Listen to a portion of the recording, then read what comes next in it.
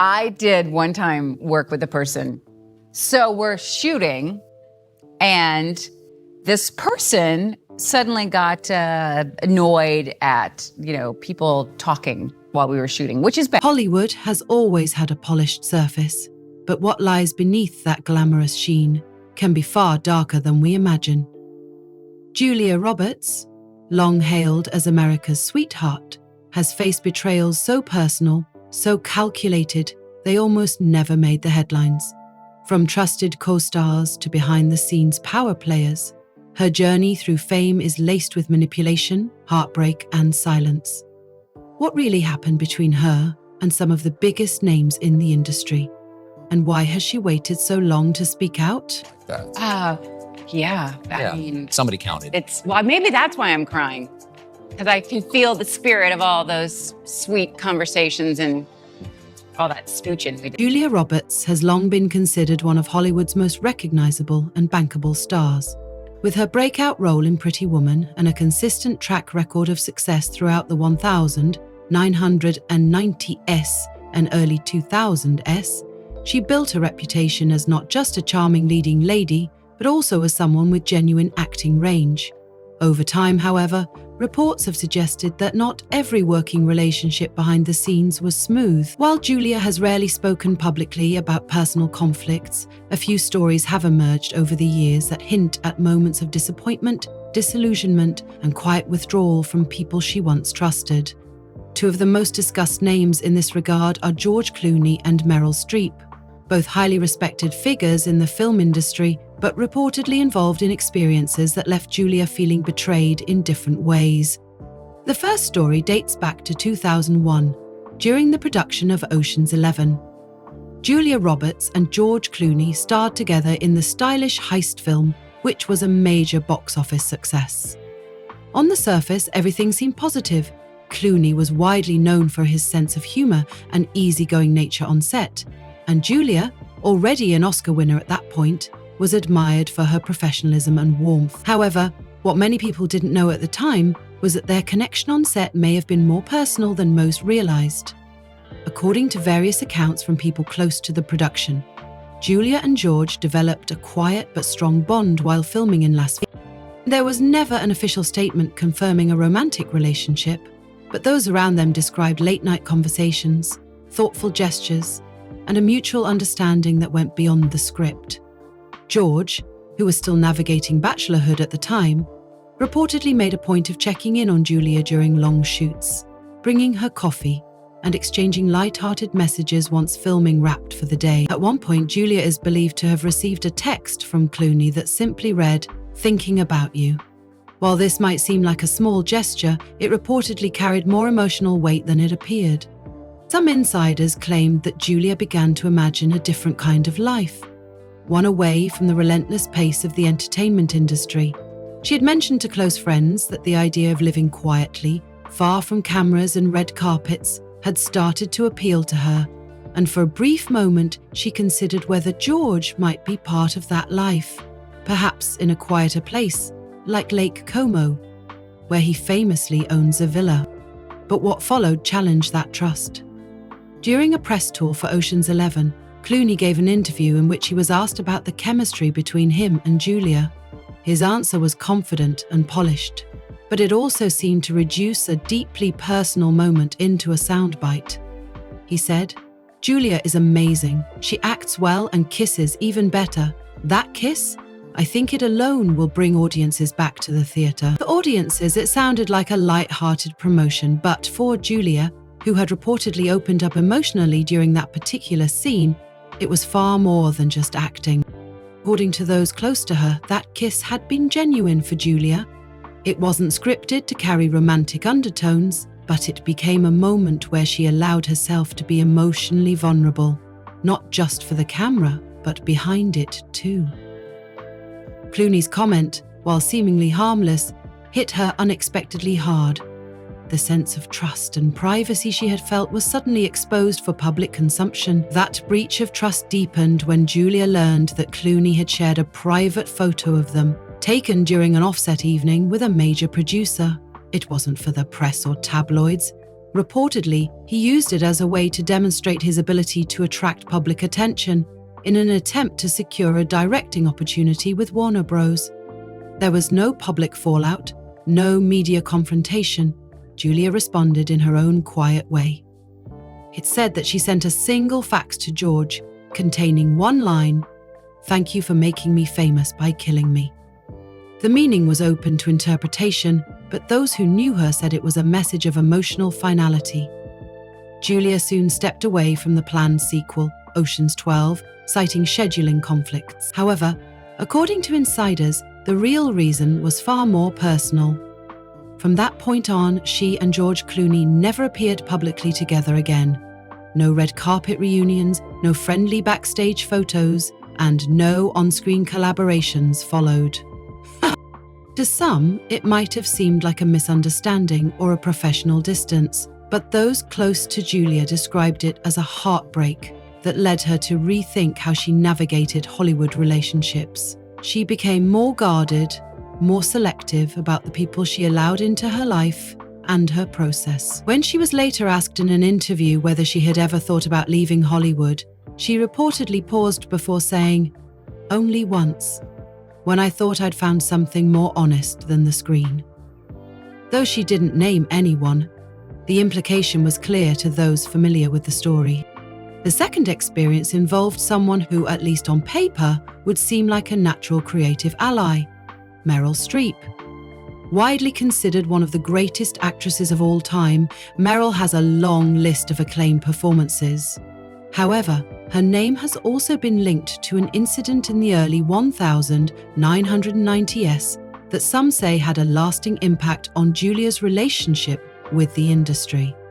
At the time, Julia had been developing a project based on an unpublished memoir about a European woman dealing with trauma and emotional isolation after the war. The story was serious, intimate, and emotionally demanding, very different from the light romantic comedies that had defined Julia's early career. She believed in the material and worked directly with the original screenwriter to shape the script. According to people close to the project, Julia not only intended to star in the film, but also planned to co-produce it, working on the psychological layers of the character and the historical themes of repression. The project was quietly circulated under the working title Ashes of the Rose. Julia and her team spent months refining the script and preparing it for financing, but then, unexpectedly, a new film was announced, The Last Silence. Its premise, as described in Variety, was nearly identical to the story Julia had been developing. Meryl Streep was attached to star.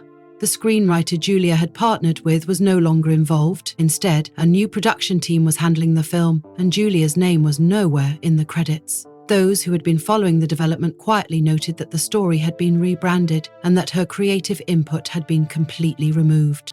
Julia never addressed the situation publicly. However, according to sources at the time, she was devastated. Friends described her as withdrawn and anxious. She reportedly suffered from insomnia and began turning down film offers. The emotional impact of losing a deeply personal project in this way wasn't just about the role, it was about trust. She had invested not just time, but emotional energy into creating something meaningful, only for it to be taken out of her hands and reworked without recognition. It wasn't clear whether Meryl was directly involved in how the rights to the project shifted, but Julia reportedly felt that the industry had failed her. When later asked about Meryl Streep in interviews, she remained cordial but distant. Offers to collaborate on future films were consistently declined. Julia was said to insist on detailed contracts for any film involving multiple female leads, specifying scene breakdowns and boundaries to avoid future confusion. Together, these two experiences reveal a more complex side to Julia Roberts' career, one shaped not only by public success but also by private setbacks. While she never launched public feuds or media tirades, the effects of those betrayals seem to have influenced how she approached her career moving forward.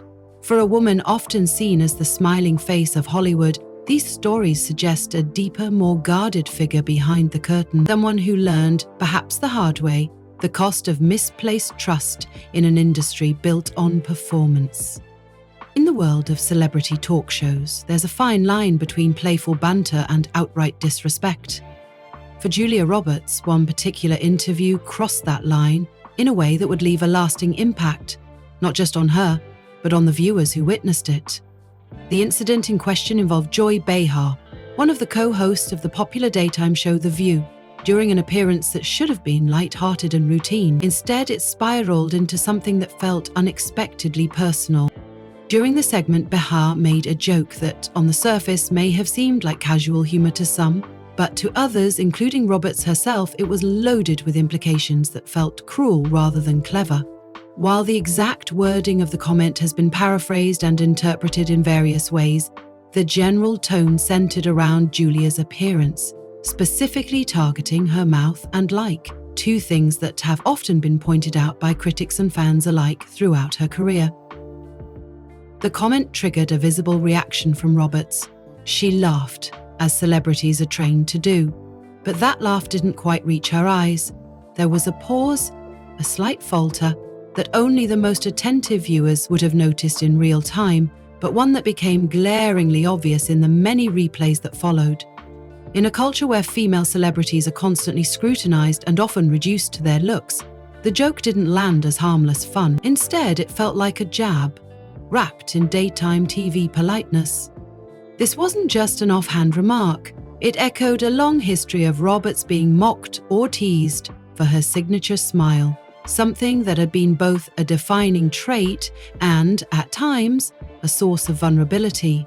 For years, tabloids had exaggerated her expressions, using still shots to create unflattering headlines or reinforce certain tropes. So when the remark came from someone in a position of influence on a nationally syndicated show, it cut deeper than it might have if it had come from a stranger on the internet. What followed was something unexpected. Julia Roberts, who is often known for her graceful public persona and tendency to avoid unnecessary drama, responded. But not on the show. Instead, she addressed the moment in a video posted several days later, choosing her words carefully. The tone wasn't defensive or emotional. It was calm, collected, and direct. She didn't mention Behar by name, nor did she make it about one person. Instead, she spoke about the way women in the public eye are subjected to a unique kind of commentary, one that often masquerades as humor, but can be deeply damaging. She talked about how jokes at the expense of women's appearances, especially when made on public platforms, aren't just personal attacks. They reinforce wider cultural messages about what is acceptable, desirable, or worthy. Roberts wasn't just speaking for herself. Her response resonated with countless other women who had been laughed at, interrupted, or made to feel small under the guise of banter. The video quickly went viral, and not just among fans of the actress. It was picked up by news outlets, social commentators, and advocacy groups. For many, it became a moment of reckoning, challenging the idea that being in the public eye means being fair game for mockery. The reaction from the public was overwhelmingly supportive. Hashtags began trending, think pieces were written, even some fellow celebrities commented, applauding Roberts for speaking up in a way that was both composed and powerful. The moment became part of a broader conversation about the expectations placed on women in the media. How they're supposed to smile through everything, take jokes in stride, and never show hurt. What's worth noting is that Joy Behar, a seasoned host known for pushing boundaries, did not immediately address the comment in detail. There was no public apology or follow-up clarification in the days that followed. And that silence, in some ways, spoke volumes. It underscored one of the points Roberts had made, that often those in power don't feel the need to justify the way they talk about others, especially when those others are women used to being treated as spectacles. Over time, the incident faded from the trending pages and breaking news cycles, as things tend to do, but it left a lasting impression, not only on Roberts, but on how these moments are now viewed by audiences. In today's cultural landscape, where accountability is increasingly expected, people are beginning to examine these small moments with more nuance. They're not just harmless jokes, they're often reflections of deeper issues like gender bias, internalized misogyny, and the way entertainment still struggles to draw the line between edgy and offensive. What made Julia's response so effective wasn't just what she said, it was how she said it. She didn't yell, she didn't call for anyone to be cancelled. She simply held up a mirror and asked people to look more closely. In doing so, she turned what could have been a forgettable soundbite into a meaningful conversation. It's also important to acknowledge that Roberts has never been a stranger to public scrutiny. From the early days of her career, she's had her looks, her love life, and her parenting choices dissected by strangers. She's smiled through awkward red carpet moments, avoided tabloid traps, and generally kept her private life separate from her professional one. But this moment on The View marked a shift. It was one of the rare times she allowed the audience to see her draw a boundary and say, enough. The incident also had broader implications for talk shows and live interviews in general. Producers and hosts began to think more critically about the content and tone of their questions. Discussions were had behind the scenes about how far is too far and whether entertainment value should ever come at the expense of someone's dignity. For years, the standard had been that celebrities needed to have thick skin to laugh off awkward moments or rude remarks, but moments like these challenge that standard and raise the question, why should anyone have to accept being ridiculed simply because they're in the public eye? In a way, the backlash against Behar's joke served as a reminder that the audience, too, has evolved. People are more media literate, they're quicker to call out double standards, and they're more supportive of public figures who show vulnerability or push back against unfair treatment. It also reinforced that authenticity, being honest, even when it's uncomfortable, is often more powerful than silence. Julia Roberts' decision to speak out wasn't just about reclaiming her own dignity, it was about setting a precedent for others who might face similar treatment. Whether it's a young actress being teased about her weight or a woman in the workplace being undermined with jokes, the message was clear. Respect matters. Humor doesn't have to be mean to be effective. And being in the spotlight doesn't mean forfeiting the right to be treated with decency. As this story shows, not all betrayals are done in private. Some happen under bright studio lights, in front of a live audience, with millions watching at home. And sometimes, the strongest response isn't outrage, it's clarity. It's choosing to speak up, not to retaliate, but to educate, and in doing so, turning a throwaway insult into something unforgettable. When Julia Roberts took on the project The Art of Falling, she was stepping into something deeply personal. This wasn't just another film for her, it was a story rooted in vulnerability, love, and the complicated nature of second chances. She had worked on the script for years, collaborating with a small group of trusted creatives to bring it to life. The lead role, a woman navigating a difficult relationship while struggling with self-worth, felt like an extension of herself. So when Bradley Cooper signed on to co-star, it initially felt like the perfect casting. He was charismatic, sensitive, and committed to the work. But what started as a promising creative partnership eventually became one of the most painful experiences in Julia's career. At first, everything between them seemed ideal. They shared a natural chemistry on set and had long conversations during downtime about character development, scene structure, and how to elevate the emotional honesty of the film. Julia, who also had producing responsibilities on the project, found herself trusting Bradley in ways that extended beyond the script.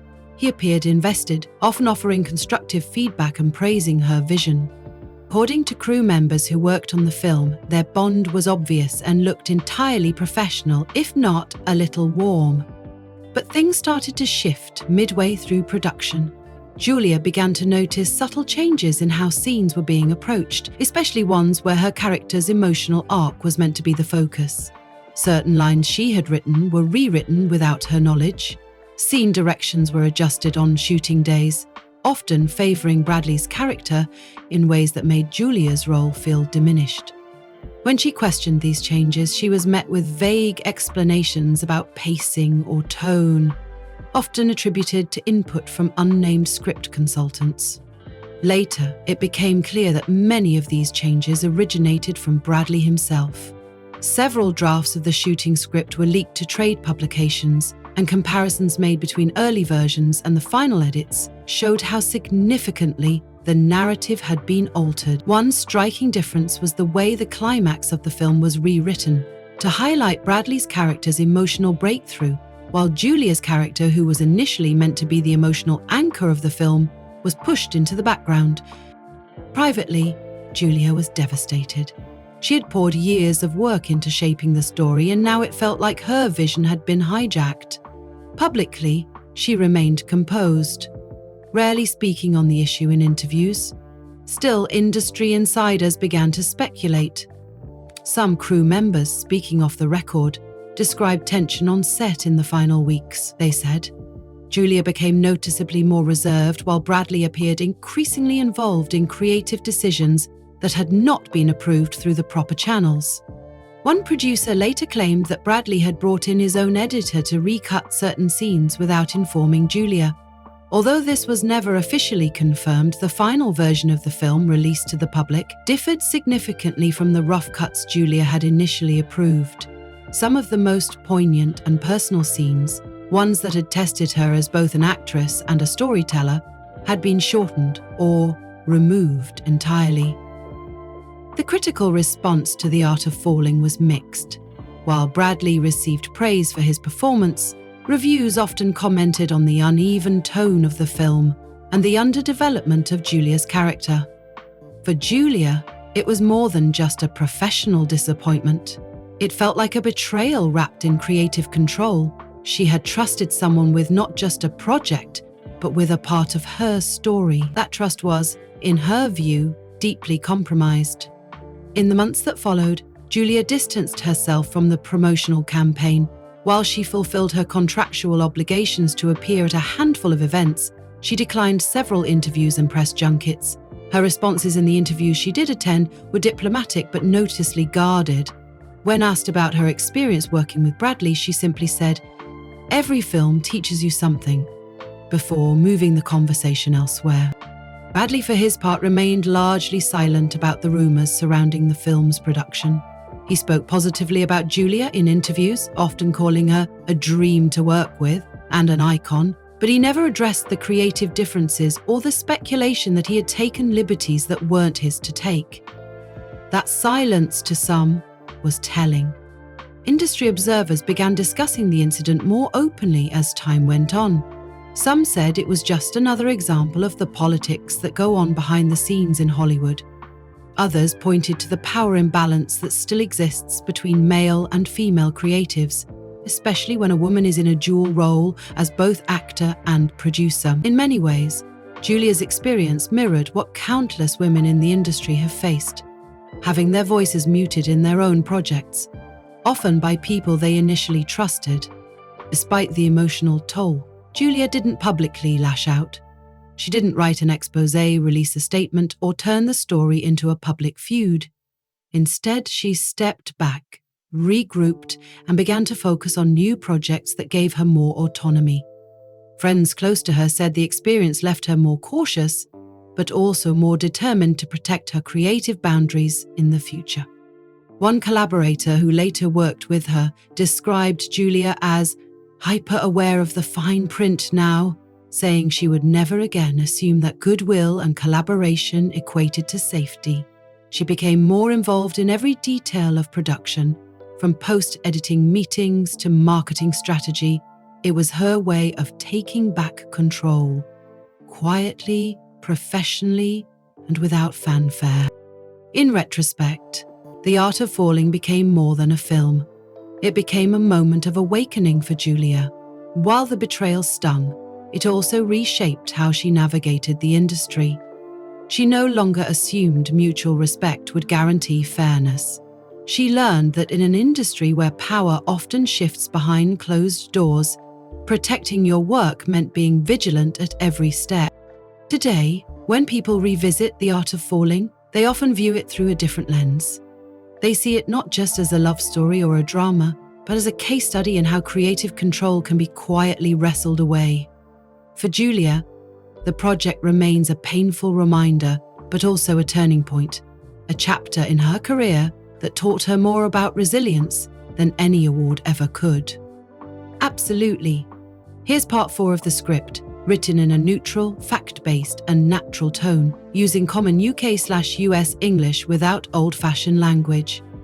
The word count is approximately 1,000 plus words. Julia and Sean were brought together for a dramatic feature film, a project that had received significant attention in the early stages of production. The script was powerful, emotionally raw, layered, and driven by complex character arcs. It was a film that demanded vulnerability, which was something Roberts had never shied away from. But according to reports, this particular film would challenge her in ways that went far beyond the script. Roberts had agreed to a pivotal scene in the film that called for emotional exposure. There were heavy adult themes in the story, and she understood the demands that came with that. However, there was a clear understanding, communicated verbally and reportedly outlined in her contract, that there would be no full nudity shown on screen.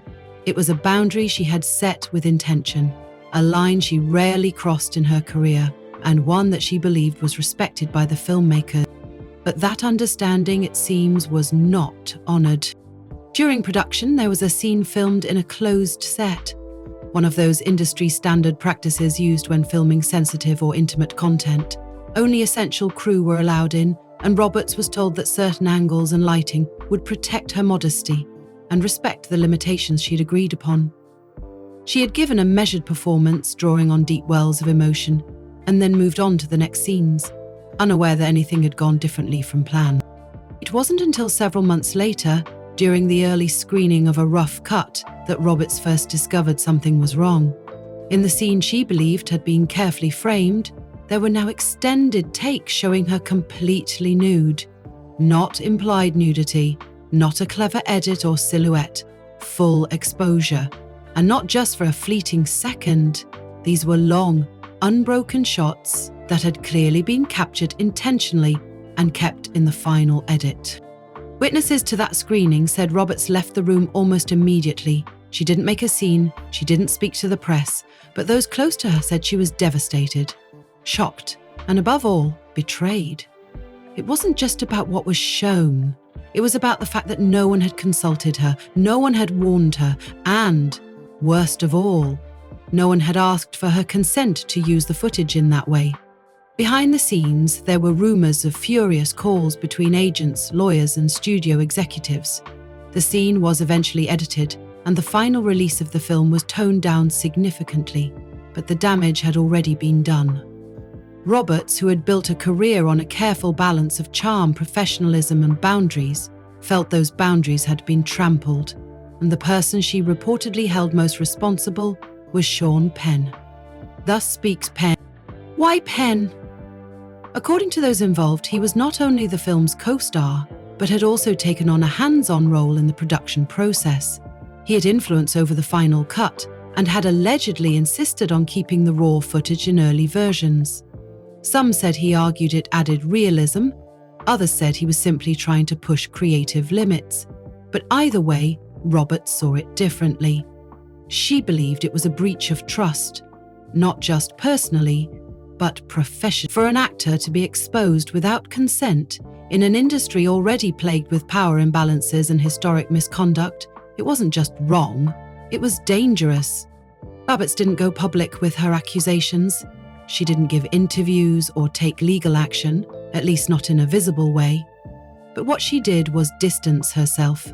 She turned down promotional opportunities for the film, refused to speak about her experience in press tours, and made it clear through her representatives that she would never work with Penn again. Over time, this story became one of Hollywood's many whispered scandals, the kind that insiders remember but the public never fully sees. Yet it had long-lasted effects on Roberts' career choices. She became more selective with her projects, more guarded in interviews, and more involved in the behind-the-scenes contracts and creative decisions. The experience taught her that even at the highest levels of fame, with decades of success behind her, violations could still happen, and that not all betrayals are loud.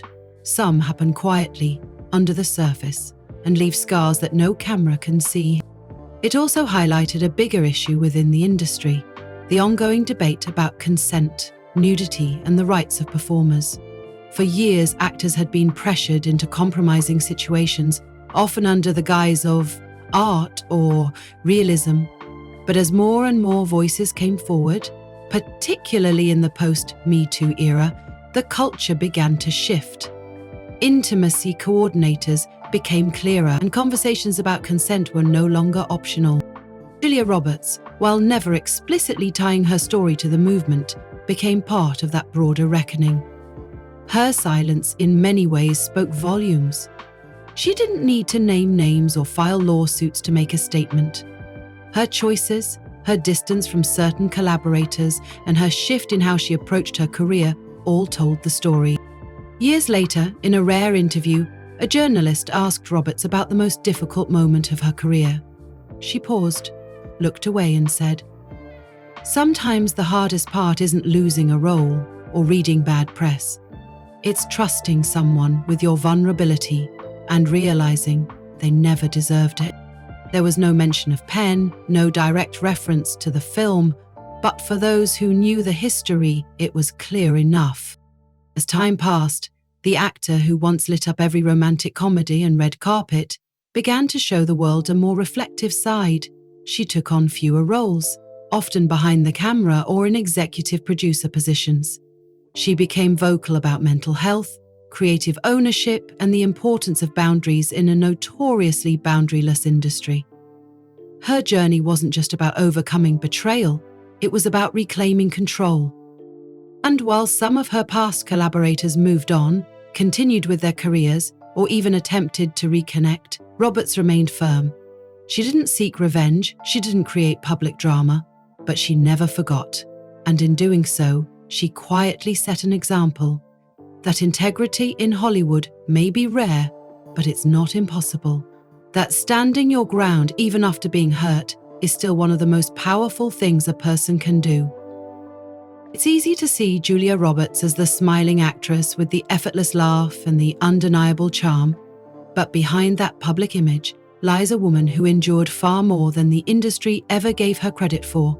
A woman who, despite being betrayed by those she once trusted, continued to move forward on her own terms. And maybe that's the real legacy she leaves behind, not just the box office hits or the timeless roles, but the quiet strength to walk away, to heal, and to protect what matters most.